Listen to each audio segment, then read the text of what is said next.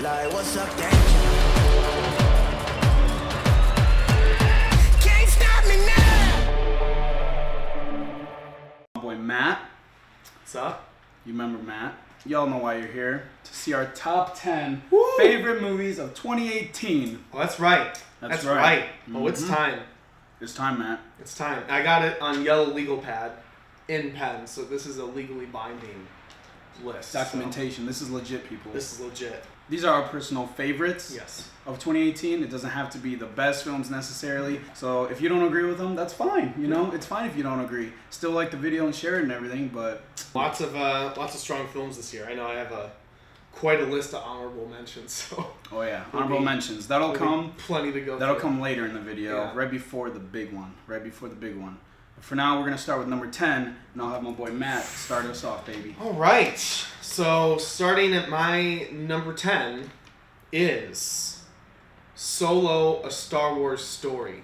Damn. That's all right. Damn. Solo: Star Wars Story. And I mean, I do have to preface, I might be a little biased Okay. because when I'd ordered tickets, I actually won and got to go to the red carpet premiere That's right. I of remember Solo, that. Yes, which yeah. was one of the most insane experiences of my life. And it was, I won't, that's for another time. So, I mean, that certainly made it more favorable. But, I mean, this was a really good Star Wars film. And I feel like, you know, unfortunately with just the divisiveness of The Last Jedi, you know, a lot of people didn't end up just going to see it simply because of that. And so it didn't do as well box office wise, and a lot of people overlooked it. But this is actually a really fun film. One of my personal favorite Star Wars films. And I think it's worth checking out. And especially because there's one, I don't want to give it away, but there's something in there that's pretty insane that people just need to watch it and find out about. So All right. it was, Damn. yeah. And as a Star Wars just fan completely, it's definitely making it on the list. Solo isn't my number 10, but Let's see. my number 10 is Creed 2. Ooh. A sequel, okay. obviously, to the first Creed, Yes. which at first, I remember it coming out, the 1st Creed, Yeah. and I didn't really have any expectations. It was kind of known as, just a Creed or a Rocky spinoff. Yeah. So people were a little, diverse. Oh, I'm not going to see it. Ryan Coogler, the director, wasn't really known yet. Yeah. Just coming off of Fruitvale Station. And, of course, now he's done Black Panther. Yeah. But when I came out of seeing the first Creed, I thought it was amazing. It was up there with the first Creed, totally. personally to me. I know a lot of people will agree. So I kind of had high hopes for the second one as well. I was a little nervous because, of sequels. Coogler wasn't returning to, I don't think, write or direct. I know he gets, the credit for, the characters he's made. Yeah. But I think he was just a producer on it, or executive producer.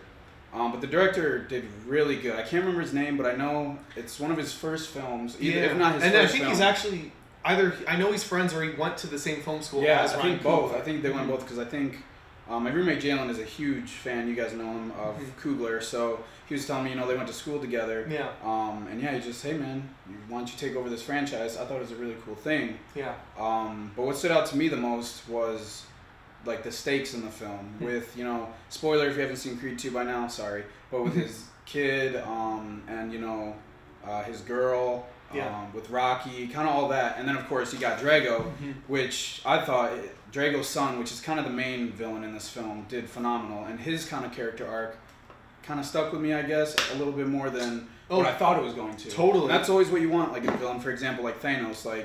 If Thanos wasn't as bad as he would have been, it would have been just a boring-ass movie. Yeah. But you make the villain, the writing, everything great, and then you have a solid sequel. Yeah. So, No, I agree, especially in the Drago thing. The way it opens and the whole arc between him and his son, and spoiler alert when Brigitte Nielsen shows up later, I was really impressed. he had his own little moment when when they came face to face. Exactly. You kind of got to see his side of the whole story. Yeah. Because the whole time we're rooting for Michael B. Jordan, it's his story. But then when they go back to hometown, you see his life. It's not as great as Michael B. It's not a champion thing. He's not doing it for a belt necessarily. Yeah. He's just doing it mostly because of his father. Exactly. I kind of feel bad for him. So. No. Yeah, it was a great direction they took it. I enjoyed that. Solid sequel. Check it out. Yes. All right. So my number 9 is Christopher Robin. That's right. So, I mean, I'm sure as many people remember when the first teaser came out for Christopher Robin, everyone was like, oh my gosh, this is our childhood, we're all going to cry, it's amazing, it looked amazing. And I have to say, I mean, to me, the film completely lived up to that.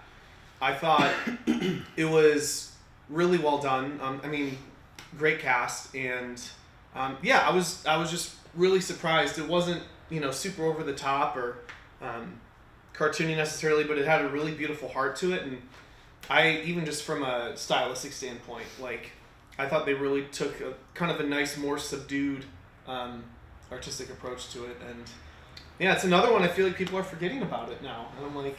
Seriously, like, yeah, and I don't know, you might hate me for this, but I still haven't seen the movie, so I don't know how that makes you feel. I love you too much to hate you. But I do know what you mean, like, yeah. Because even myself, when I saw the trailer, I was like, holy crap, this is coming out of nowhere. We finally get, Winnie the Pooh movie. That's like almost every kid's childhood. Exactly. And to bring back the same voice actor and the animation and great cast, Ewan McGregor. Yeah. I mean, and just perfect. the cast overall, and I thought it was really well written, and it's a feel good movie, but a really well done one. So number 9. This was a hard one. I'm not gonna lie. Because 9 and 10 are always kind of the hardest for me. Yeah. Because they kind of either slide in, they just make it like 3-2, or it kind of beats all the other ones, but it's still kind of at the least. But number 9. Is a great film called The Favorite, which was a huge surprise. Yes. I don't know if you've seen it. Have you seen it yet? I haven't seen it yet, so I can't comment. I would definitely recommend 100%. Okay. That being said, I remember seeing the first trailer that came out a while back, but ever since when I saw the film, it kind of, left my brain. So I kind of felt fresh and new going into the film, which is the best way to experience it. Yeah. So even if you've seen a trailer, don't watch another trailer. Just go to it open-minded because this thing is amazing. The acting, Emma Stone, all 3 leads. I can't remember the queen's name. Olivia Colman? Yeah, and then Rachel Weisz. Yes. Phenomenal. All of them, their chemistry, all work well together.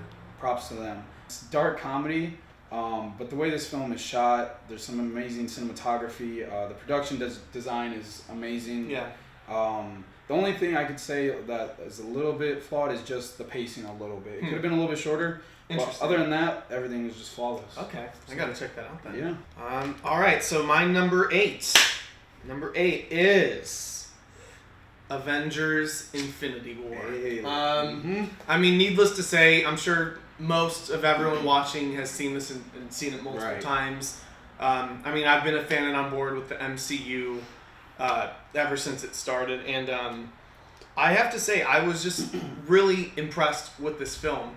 And I mean, just the task alone of taking all of these like established characters you've seen in all these films before, bring them into one place just to balance it tonally and from a story perspective, it's a really difficult thing to do. And I was really impressed with what the writers and how the Russo brothers took all that and handled it. Like, to me, the movie felt epic. And I know some people take issue with, it kind of jumps in. It doesn't set up like a lot of the other films. But I would argue that this is a special case because, again, you go into this movie after having seen all the other films. So I'll just piggyback off you basically. Because Yeah. that actually is my number 8 as well. Whoa. Avengers Infinity War. So I was waiting for We you. lined up I know, right we there. lined up. It's a special lineup. Yeah. So the first 2 Thors, they're obviously not as nearly as comedic as the third one. Yeah. But Thor wasn't, kind of like that at that moment.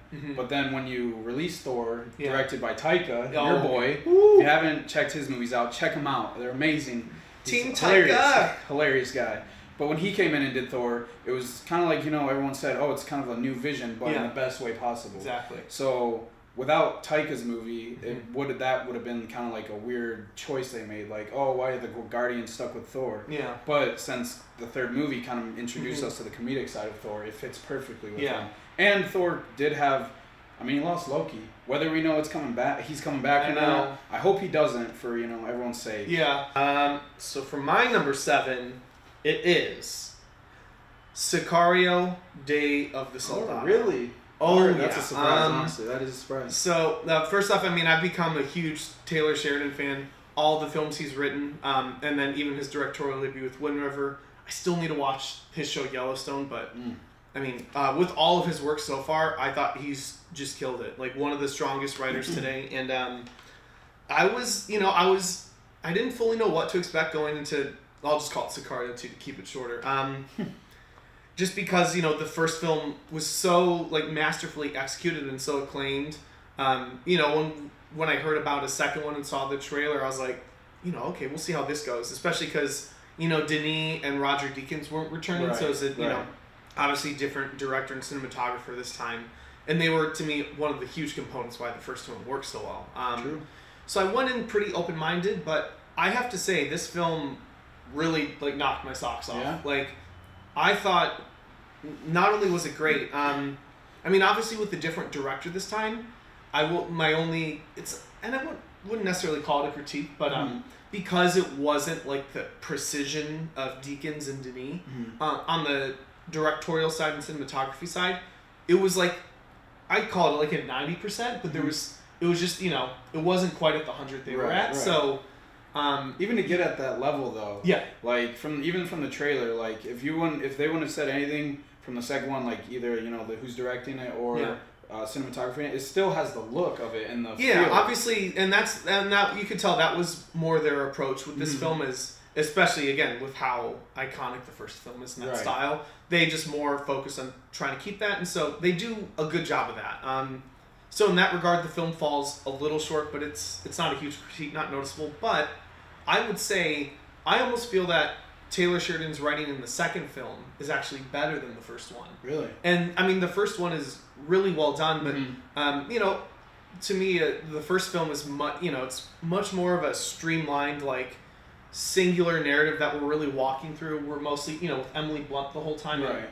I wouldn't necessarily call it bare bones, but it's more of just a simple straight line through with the story. I feel you. And it's obviously really well done. But with this one, instead of kind of taking that approach, to me, instead of just a straight line through, it's he explores really the whole world in this one. And obviously we return with Josh Brolin and Benicio del Toro, but then there's other characters and storylines we follow, but none of it feels wasted and boring. To me, we dive deeper into their characters, but we get to explore more of the world and the way it all connects and builds up and connects. In the end, I was really blown away. There's some dark stuff in this film. The way it opens is true. Not for the faint of heart, but I have to say, with where the film goes and how it just balances everything, I was really wowed and surprised. So. All right, so that was number 7, right? That was number 7. All right, so number 7 for my pick. I wish it was higher on my scale, honestly, but all the other movies, after it or before technically, are just so good. But this one is 8th Grade. Ooh, and okay.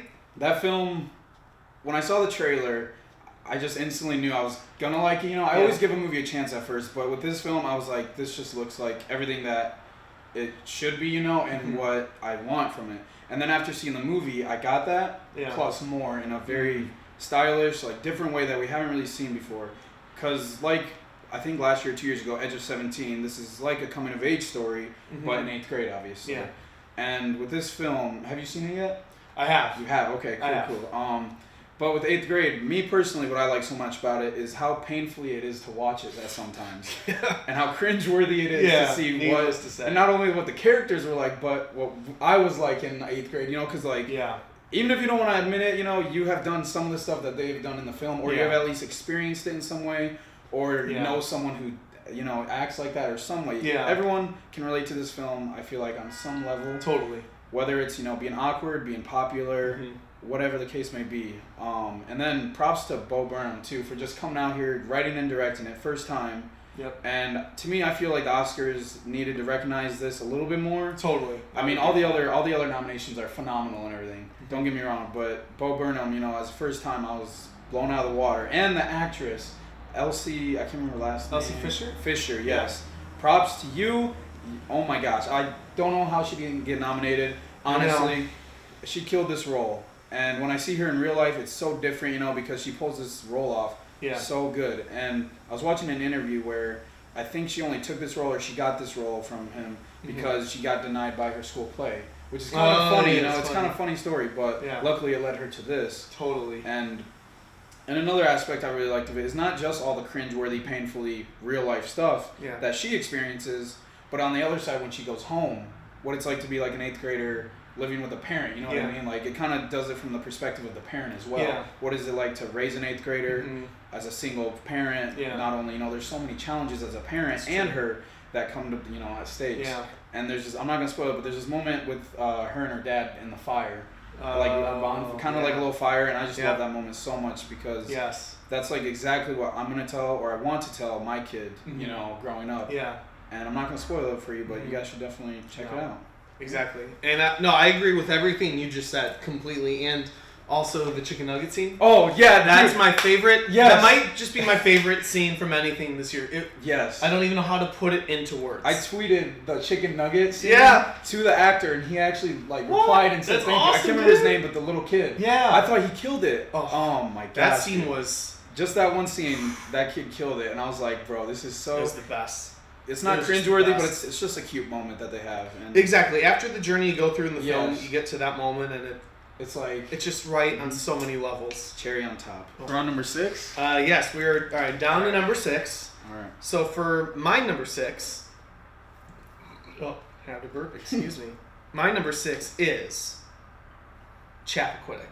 Okay. Now, this is a film I think most of everyone either doesn't know about or just didn't see. I mean, it's an independent film, and it got a decent release, but it really wasn't talked about too much. Essentially, it's I don't know if I would call it a biopic because it's not about someone's whole life, but it's about the true story of in 1969 with Ted Kennedy, back when he was like really kind of in the limelight and thinking like he could potentially be the next president. And it's the true story about how on this night he has this get together with him and his other campaign people, and so him and this one woman go for a drive. He happened to be drunk when he was driving, and it resulted in the car just derailing and going off this bridge and sinking underwater. And so unfortunately he made it out alive, but the girl or the woman that was with him ended up drowning. And so it's it's funny because I never have known too much about this like story going in, but I was really impressed with it. Jason Clarke gives an incredible performance as Ted Kennedy, and the rest of the cast is good, but especially Ed Helms plays in more of a supporting role. I think he. Oh my goodness, it's been a while since I've watched it. I think he plays someone else, like a part of his campaign team, like his right hand man, kind of. Okay. I think both their performances deserve Oscar nominations this year. But I was just impressed. Like, it was a film that obviously takes kind of a crazier true story, and I think there's a lot of different takes and conspiracy kind of theories on it or versions of it. But the film, from what I learned and from watching it, took a very kind of more sober, subdued approach. And when I was impressed, there's no vilification of really any of the characters. It shows everyone, at least in the film, as honestly as they can. And I don't know, I thought it was just a really engaging, just true story in kind of political drama and mystery. And I think it's one worth checking out. Number 6. All right. Let me see. Let's see. Number 6 is a good one. Number 6 is A Quiet Place. Whoa. Honestly, so when I first started this year, or not this year, this list, I guess, A Quiet Place was higher. But you keep shifting all the other stuff around, and it's just too hard. You just go with what your gut goes. Yeah. So number 6 is A Quiet Place, and I'm sure just like it's this year's Get Out, as people are saying. Yeah. Just like kind of like Get Out or Infinity War, you could say. A lot of people saw this. Not as many people thought that this was going to do this well, I think. Because it kind of did like what it did, what Get Out did, where it just blew everything out of the water. Yeah. Box office wise and critically. And Emily Blunt is just amazing in that film. Oh my gosh! And thankfully she just won the SAG Award for Best Supporting. Yeah, and I was surprised that they acknowledged that. Not that she doesn't deserve it, but I'm surprised that she actually like. I know, oftentimes a film of that kind of tone, genre. But I'm happy because to me, I'm a huge horror fan, and movies like this, that are made like this, deserve to be noticed. Yeah. I know like horror films get a bad rep kind of because there's so many bad ones. Yeah. But that's why like these little gems like Quiet Place, Get Out, when they're made, they get all the attention because that's how you do a horror film. Yeah. So with this, A Quiet Place, everything is with the technical aspect, just like Avengers or let's say like Mission Impossible with the sound and everything. Without the sound, it was kind of like a little bit of a gamble too because people are gonna they're gonna expect it, but they haven't really been in that situation before in a theater. Yeah. So kind of going in, it could either be a gimmick or it could work well, and thankfully for the writers with John Krasinski Yeah. and him directing it, which is beautifully directed, they tie the sound obviously into the story, which makes it all just work. Oh, totally. And whether it's the sound that gets you on edge, or the the beautiful cinematography, or the bathtub scene alone, Emily Blunt's performance is amazing. Ugh. And just the kids too, because kids are a gamble too. When either kids can be kind of a hit or miss situation, and luckily these kids just blew it out of the water. We are down to number 5. We're about to get past the halfway mark. Bottom 5. So for my number 5, it is the film First Man. And it's funny because the Chappaquiddick right before this also has Jason Clarke. But Jason Clarke, obviously in First Man, is more of a supporting role. But I was really impressed with this film. And I went in with pretty open expectations. I know it was kind of... It was mixed critically and audience-wise. And I know there was the controversy that popped up before going in. But I actually thought this film was really well done, and even with the controversy, when you watch the movie in the context, like it isn't even anything. So it was a shame that derailed a lot of the hype. But this is Damien Chazelle's 3rd film, and I don't know. I really connected with it. I loved just stylistically his approach to it. Everything felt so real, and I think it was shot. I know shot on 70 millimeter for the moon landing. And then the rest of it was a mix of 35 and 16. So it looks and feels like the 60s, and you're actually there. It's true. Just in that stylistic approach alone. And just the emotional journey that you go on with Ryan Gosling throughout the whole film, and everything with their family, and them losing their daughter in the beginning. I thought what was incredible about the film is it's about this big mission of going to the moon, but it's this journey of all these challenges and failures and all these intimate moments but at NASA, and even just in their homes, just between the characters that, I don't know, just to me did a great job of really building up the tension and the emotional stakes. And I just thought the ending was super powerful too. Like, it really stuck with me. And yeah, I don't know. For me, I just really connected with it and thought it was a really powerful, strong film. And it was one of my favorites. So my number 5, halfway down, Mission Impossible. Woo! Mission Impossible. Nice. Number 5.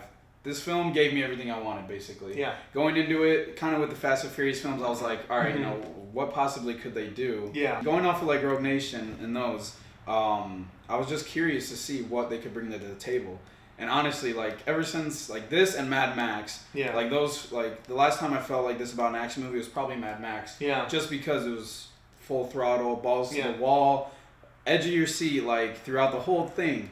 And the film's not short. It's pretty long, but there's always something going on, whether it's the stakes that they're having, the insane action, which requires, little to no CGI. It's all Tom Cruise flying a helicopter. It's insane, honestly, like what he can do at his age.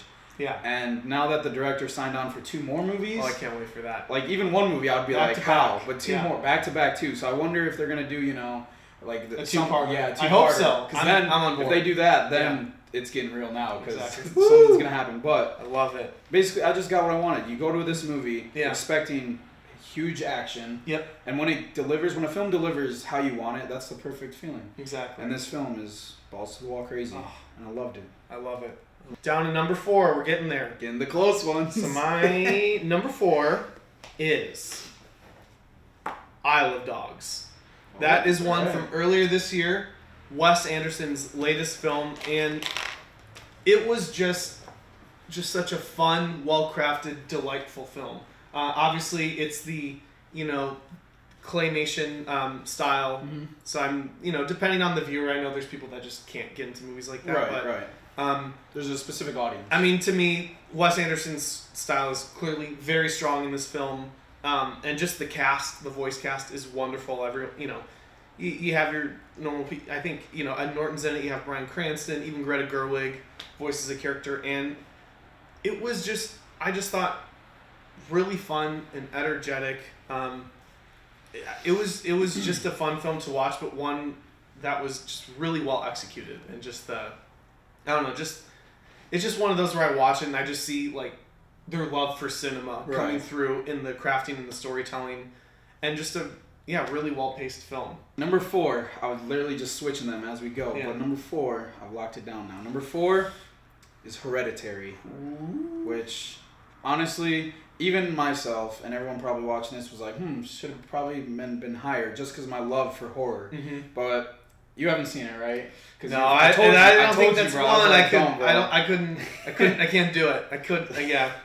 So Hereditary, the least you know, the better, I guess, because it's an A24 film. It's independent, more on the smaller scale. Yeah. But the critical and financially, I guess, response that I got was phenomenal. It did pretty good for what it might be. Budgeted. Is it A24's highest grossing film? Yes, yeah, it actually is. Yeah, and it was Ari Aster's directorial debut. That's right. Too, So to see a first time director, just to see like his styles, whether it's the camera, the creepy imagery, cinematography alone is just so inspiring to myself. But it's also nice to see that someone is so passionate about the horror and they have a certain skill that they can show it without using something that we've seen before. Whether it's like a stupid cat jumping out meowing or something, or someone knocking on the door, hey, or something. Those are fake. Those are cheap. Mm-hmm. This film has no cheap scares. I don't think. Not like maybe one where a bird runs into the window,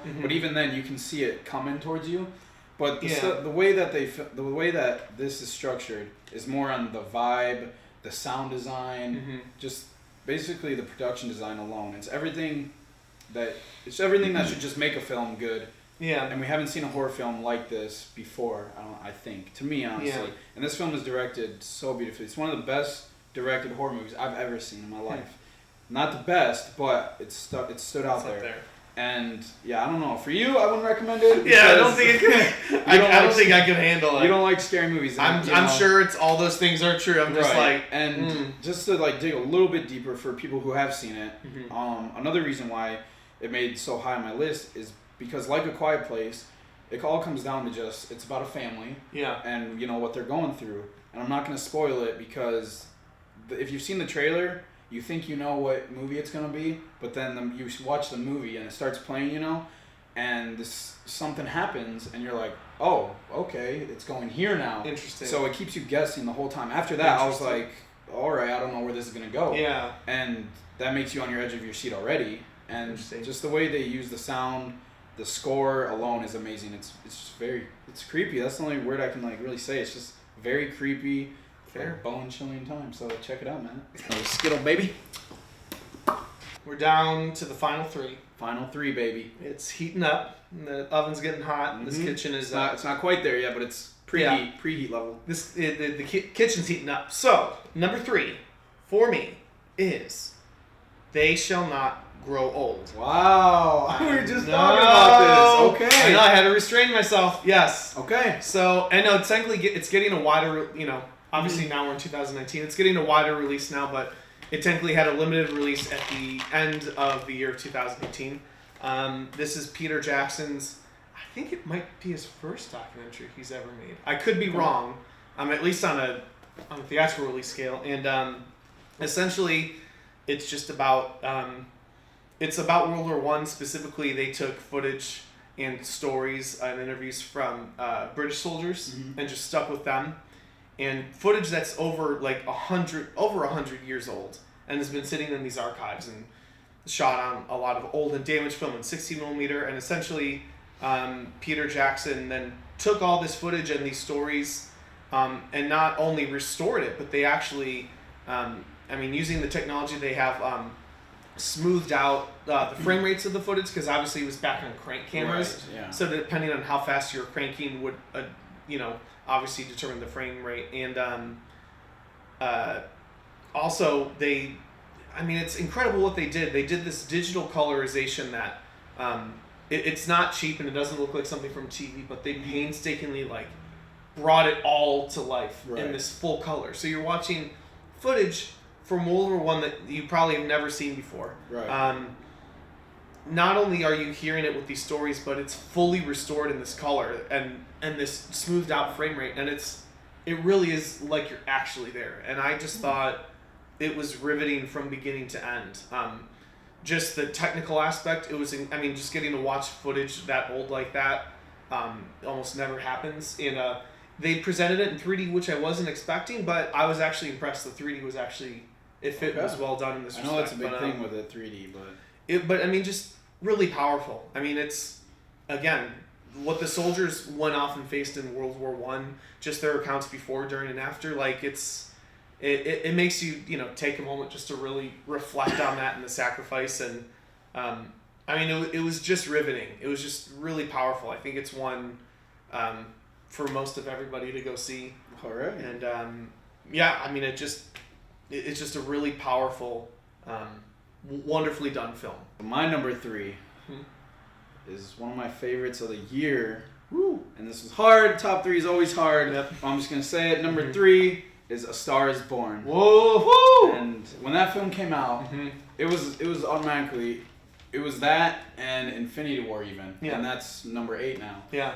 When this came out, I was floored, bro. Like, yeah. Even the opening scene, I was like, all right, Bradley Cooper, let's see what, I was Yeah. like, all right, I feel you, bro. Like, that, like, coming off of, being an actor, just like, John Krasinski, at least transforming from an actor to a director. Yeah. 2 different fields of, filmmaking. So I was just curious, I guess, to say the least. And when I heard Lady Gaga was casted, I was like, okay, like, nothing wrong with that at all. She's a singer, it kind of fits the part. But then when I saw her sing and actually portray the character, I was just floored. There are moments where, just by her singing and just the way she moves her eyes at certain parts, her lips, like, everything is so particular. Yeah. And that could be with help of Bradley as well. It's just such a beautiful film and heartbreaking too. Yeah. I mean, I'm not gonna spoil it, but if you haven't seen it, I'm not gonna spoil it. Yeah. You should. Just know you're in for a little bit of a ride. Just because there's a lot of people I talked to that went in thinking it was just this, light romantic movie. And I mean, that's kind of how, like, at first it's portrayed, because when you see like a film like this come out, you're like, oh, it's kind of can be compared to like The Notebook or something. It's just a love story. But then with this film, it's so much more than that. It's that's just one of like the stakes. With Bradley Cooper, it's him versus alcohol. His drug abuse, him and his father, his brother. Also, Sam Elliott, phenomenal. Oh, my gosh! I'm happy he's finally getting the awards recognition because he's real. He's not in it a lot at all. But the scene, I'm not gonna spoil it. Right, but with the small scene that he's in, it involves like a car with him just looking backwards. That scene alone, you just feel so much for him, and he doesn't say one word. It's all in his face. Speaks volumes that just even from that little moment, right? He deserves the recognition. And even though, and like since we're talking about all this technical aspects with a lot of these films in our top 10, this too, even though it's not a big budget movie by all means, but the way that the sound mixing with the bands. With Bradley playing, because they actually filmed at some festivals, like they actually filmed at real life festivals. Like it wasn't even like set up. They just kind of like were like, hey, can we film? And then filmed it. Yeah. I don't know. I can't remember how many, but I just thought that was pretty cool, because then you get the authentic feel of that at least. But the performances are amazing. The soundtrack is phenomenal, and I'm in love with the movie. That's man. fair. I agree. Number 2. Number 2. You're one away, people. One away. So my number 2. 2018 is Mission Impossible Fallout. There we go. So obviously this is also on your list. Is it your number 5? Yes. Number 5. So I don't want to retread over everything. I agree with everything he said.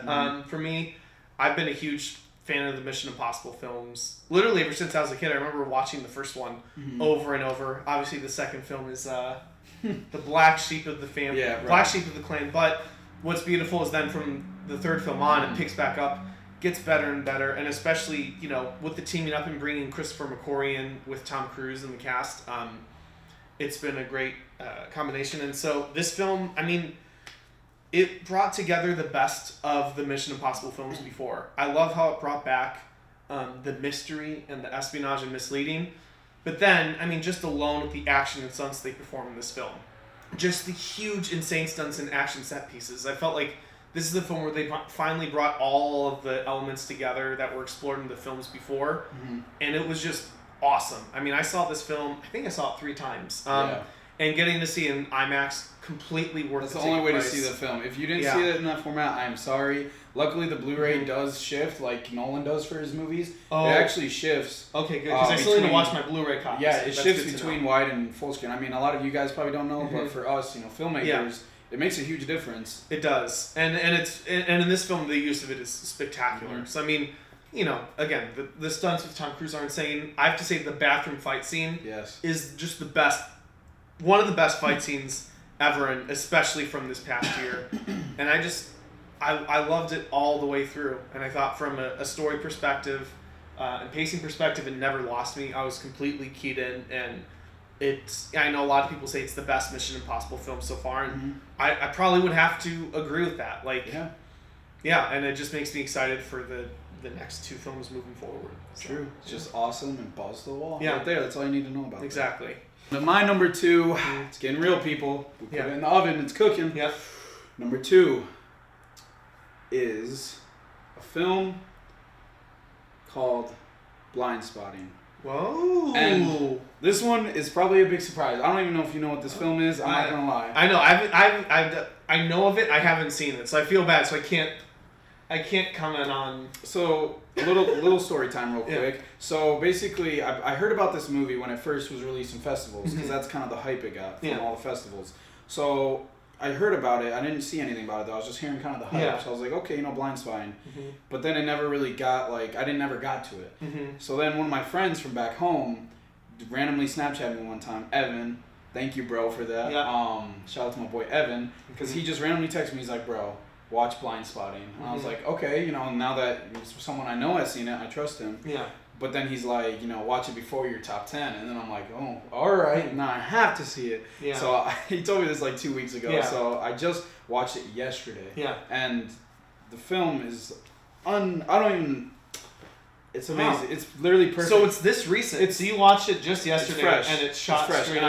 And even this morning, I watched just some of my favorite parts alone, just kind of get a feel. Because right after a film, if you like it too much, it can kind of get to your head a little bit. Not really. You don't really get a. And then the next day, it's kind of different view. Exactly. With this, I was like, let me see, kind of, let me look into it a little bit more, and I don't want to give away what it's about really, because that's how I watched it. Yeah. I mean, all you need to know, the basic is just two friends basically living in Oakland, California, trying to survive on the streets. It's kind of, like the street life of California. Yeah. And one of the main characters is on probation. And so that's, how it kind of starts off. He has 3 days left on probation. Okay. So it's kind of it's very white knuckle, very intense, Mission Impossible edge of your seat, like this, we'll have you okay. So sets up the tension. It's it's really a very big tension building movie. Okay. So that alone is one of the main aspects why I really love this film. And another aspect is you take that tension building and the style of this filmmaker. I don't know his name, the director or anything, but the style that they do in it feels at times like a music video, whether it's good or bad. For me, it fit perfectly. It's just different styles of doing a filmmaking I've never really seen before. The cinematography is nice. It has some really beautiful shots. Yeah. But the main reason why I think this film has stuck with me, especially after I saw it and the day after, is just the story and the messages that it has inside of it. Especially, a time like right now, not going to get political or anything, but, we're not in the best time right now. But after I saw this film, I was like, damn, I wish everyone could see this film. Because I feel like if people saw this film, they would see the other side of a perspective.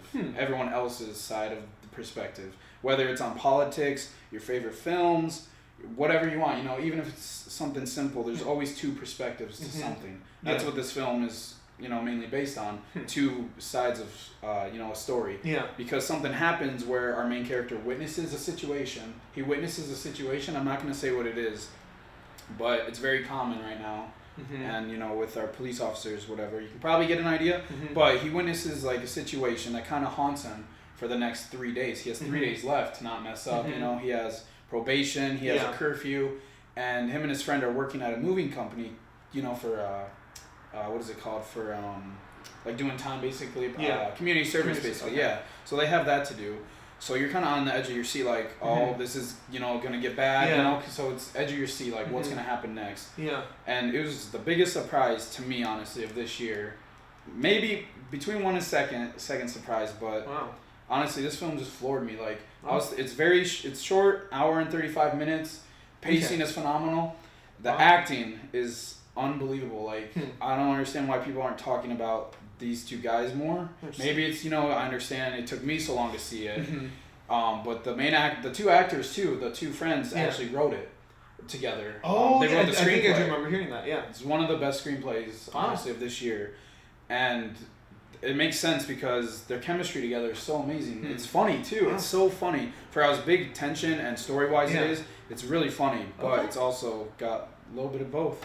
Nice. So, blind spotting, definitely. I have to check that also, out. one last thing, the ending, like I'll call it the rap scene. You'll know when you call it the rap scene at the end. One of my favorite scenes of this year. Like, not, there's different movies that I like more than this, obviously, but scene-wise, like, in the moment, like, that just knocked it out of the park, man. That's fair. Wow, okay. I'll have to check that out. Before I say my number one, I'll list off my honorable mentions So this first. time is for honorable mentions. So, we're just going to name off some movies. You don't really need to say what you like about it. It can be fast, whatever. Yeah. If you want to say a little bit, nod, like, oh, this is why I liked it. Exactly. But, All right, so for my honorable mentions, I'll go through them somewhat briskly because there's a good amount. Trying to get away from me. Thunder Road, really small indie film. I have heard about that. Jim Cummings, right? Or is that his name? Is it Jim? I follow him on Twitter. Yes, I do too. He actually follows me back on Twitter. Just like, really? what? There you go. And I had seen the short film version of this back when it was on the festival circuit before there was going to be a feature film. Wow. And I was, floored by it. It's this amazing single shot. It's literally all one shot, and he wrote and directed it and stars in it. Wow. And I was fortunate enough to get to go see the film version in theaters, and I was just amazed. His performance, the whole film, that's a gem worth seeking out this year. Thunder Road. Thunder Road. 8th Grade, of course. Mm-hmm. It was a great film. A Quiet Place, of course. It was one of my favorites. Ready Player One, I was a big fan. I enjoyed it. I saw it multiple times. The Old Man and the Gun with Robert Redford. Right, that is a really overlooked gem from this year. I saw it recently. Loved it. And of course, Spider-Man Into the Spider-Verse. That was a great film. It was really. I know it's tough to find it a spot in my top 10, but the hype is real. A Star Is Born, of course. It was great. You Were Never Really Here with Joaquin Phoenix. Really, I still have to see it. It's not at all what you expect, but what it actually is it's like a tone poem. It's really, really powerful, and it stuck with me. American Animals, I really enjoyed that. How was that? That was good? It was really good, and one of the first films I've seen where it really goes a deeper level of blending narrative and documentary in a way you wouldn't expect. Because you go in thinking it's just straight narrative, but you'll see. I don't want to spoil it too much, but it was really wild.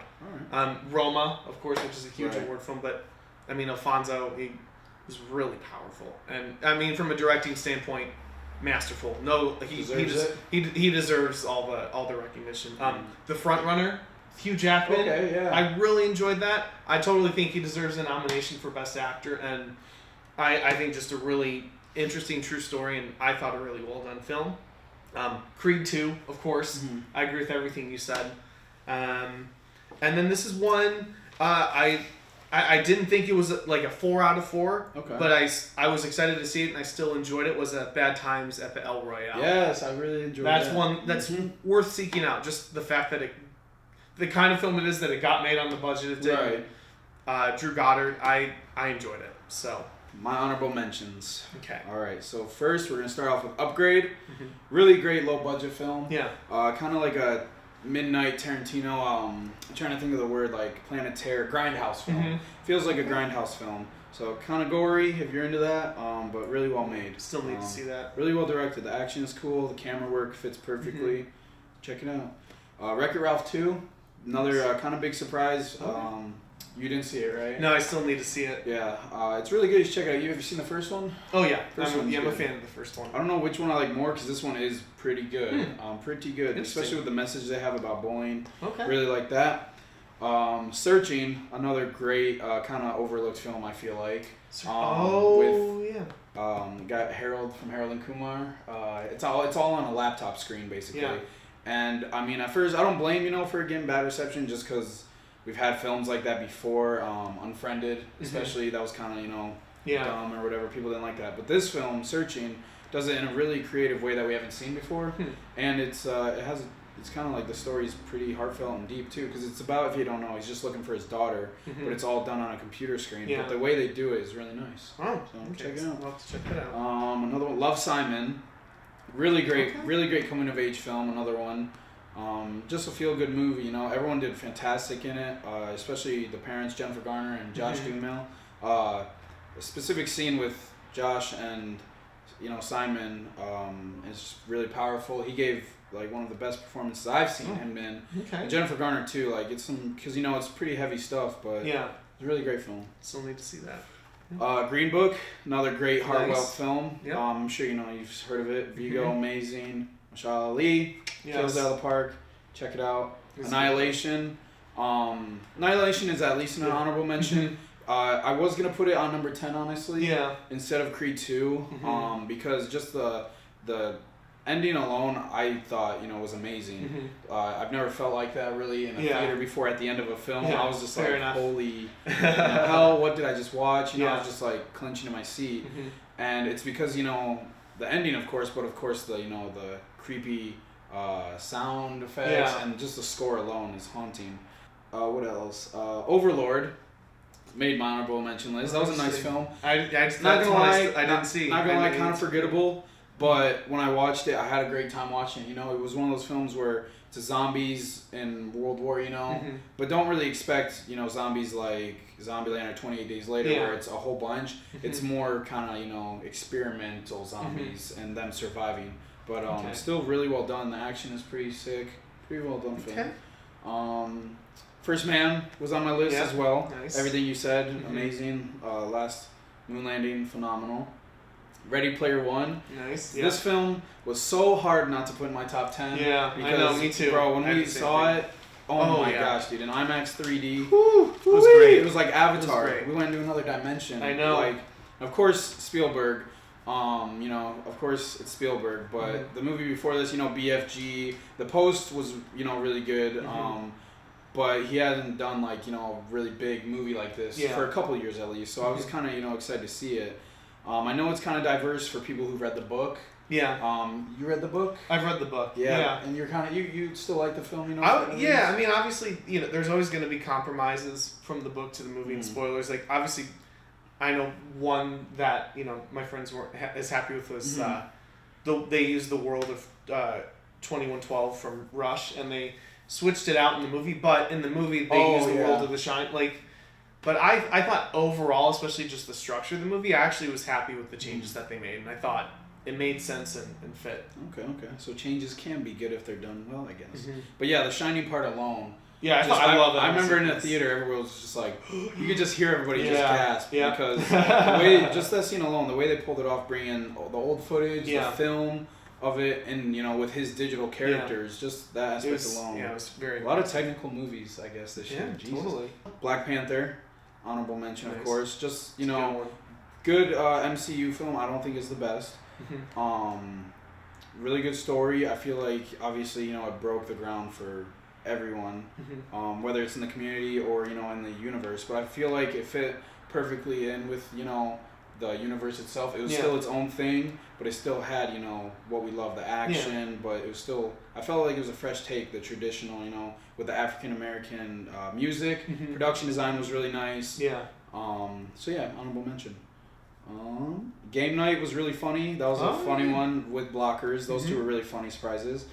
Tag was really funny. I thought these are kind of surprise ones. It had a good story too. Tag actually heartfelt. I thought like at the end, no spoilers. Yeah, it's essentially based on a true story. Yeah, and they show the pictures, at the end, but I don't think this part's true. What they do, but it worked in the film. They gave you a little bit. Oh, sure, but and then Deadpool 2, I feel like deserves a nomination.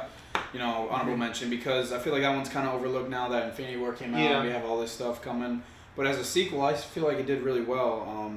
Takes, from the first one, the raunchy jokes, and I thought, bringing Colossus in, and the X-Force, at first when they, killed everybody from that part, I was like, what? I thought that was kind of the whole purpose of the film. Yeah. So I think that's kind of why people kind of downgraded it a little bit too. So I was like, after they made that choice, I was like, but for me, the way they took it, with the time travel and bringing in Cable, I thought it was pretty still solid. So nice. All right, so my number one for 2018, because we got to let you close it out. Okay. My number one for 2018, for people that know me, they probably have already heard or guessed.